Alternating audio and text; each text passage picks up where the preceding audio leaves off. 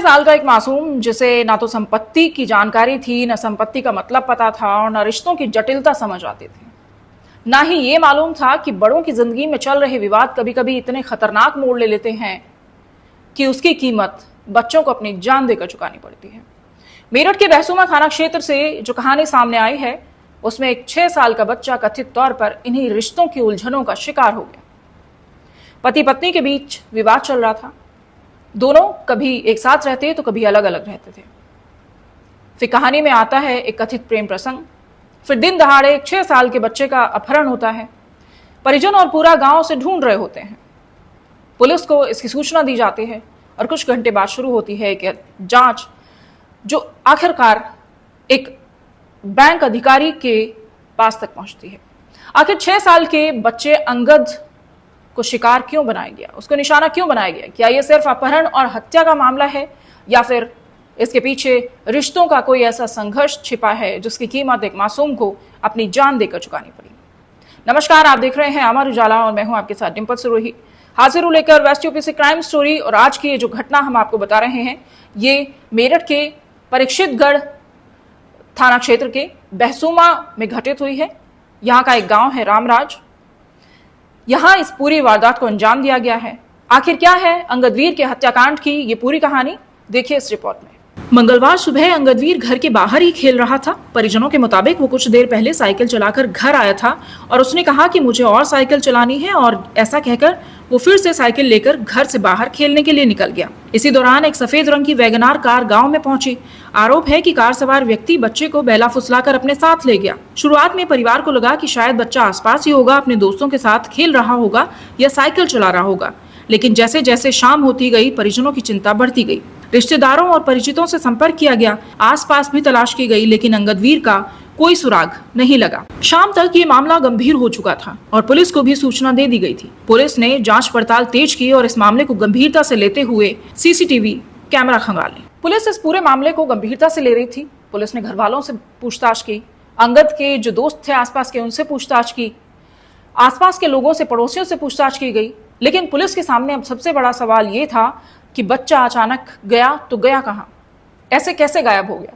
ना कोई फिरौती की कॉल थी, ना कोई धमकी भरा मैसेज था कि ये अंदाजा लगाया जा सके कि बच्चे का अपहरण किया गया है। परिवार से पूछताछ की तो ये भी स्पष्ट हो गया कि परिवार की किसी से कोई स्पष्ट दुश्मनी भी नहीं थी। अब ऐसे में जांच सिर्फ एक चीज पर टिकी थी और वो थी सीसीटीवी कैमरास। पुलिस ने दर्जनों सीसीटीवी फुटेज खंगाले और यहीं से इस पूरे केस ने एक नया मोड़ ले लिया। पुलिस ने गांव और आसपास के इलाकों में लगे सीसीटीवी कैमरों की रिकॉर्डिंग खंगालनी शुरू की। जांच में सामने आया कि एक सफेद रंग की वैगनार कार संदिग्ध रूप से गांव में आती दिखाई दी।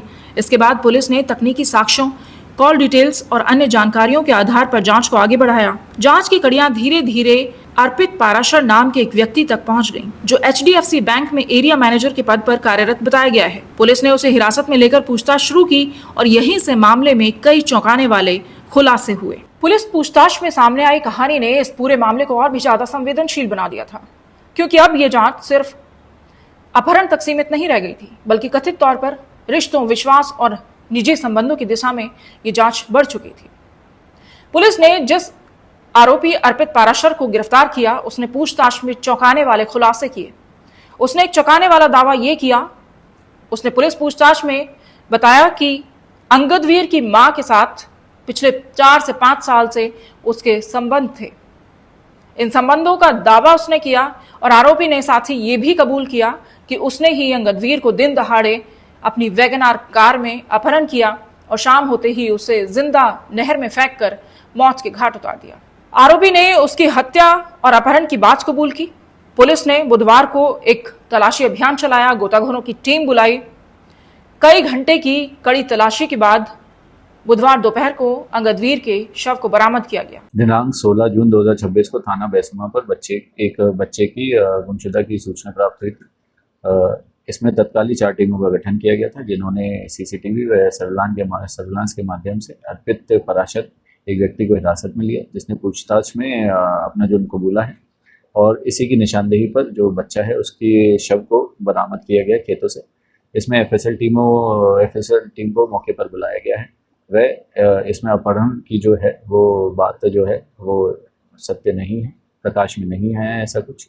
और इसमें जो अभियुक्त है उसके फ़ोन की गहनता से जांच चल रही है और अन्य इसमें साक्ष्य, महत्वपूर्ण साक्ष्य प्रकाश में आए हैं जिस पर जांच चल रही है और अग्रिम विधिक कार्रवाई थाना बैसुमा पे की जा रही है। पुलिस के अनुसार आरोपी अर्पित पाराशर ने पूछताछ में अंगदवीर की मां के साथ पिछले करीब 5 वर्षों से संबंध होने का दावा किया है। आरोपी ने कथित रूप से अंगदवीर के अपहरण और हत्या की बात भी स्वीकार की है। पुलिस का कहना है कि आरोपी की निशानदेही पर नहर में सर्च अभियान चलाया गया, जहां से बाद में अंगदवीर का शव भी बरामद कर लिया गया। पुलिस ने आरोपी के मोबाइल फोन को कब्जे में ले लिया है।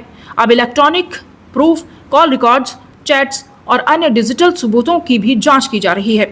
वहीं घटना के बाद से परिवार में मातम पसरा हुआ है। अंगदवीर की मां अस्पताल में भर्ती बताई जा रही है, जबकि दादी और अन्य परिजनों का रो रो कर बुरा हाल है। ताजा जानकारी के मुताबिक अंगदवीर की हत्याकांड में उस वक्त बड़ा खुलासा हुआ जब पुलिस ने उसके शव को भद्रकाली जंगल से बरामद किया। अब तक बालक को नहर में फेंके जाने की आशंका जताई जा रही थी, लेकिन जांच के दौरान मामला पूरी तरह बदल गया। मुख्य आरोपी की निशानदेही पर वन आरक्षित क्षेत्र के भद्रकाली जंगल में स्थित सती आशा देवी मंदिर के निकट अंगदवीर का शव बरामद किया गया। प्रारंभिक जांच में बालक की गला रेतकर हत्या किए जाने की आशंका जताई जा रही है। घटना स्थल से एक धारदार हथियार भी बरामद होने की जानकारी सामने आई है। वहीं फोरेंसिक टीम अभी इस पूरे मामले की जांच पड़ताल में जुटी हुई है। अंगदवीर की मौत के साथ ही इस परिवार की दुनिया उजड़ गई है। इकलौता लाडला इस दुनिया से चला गया।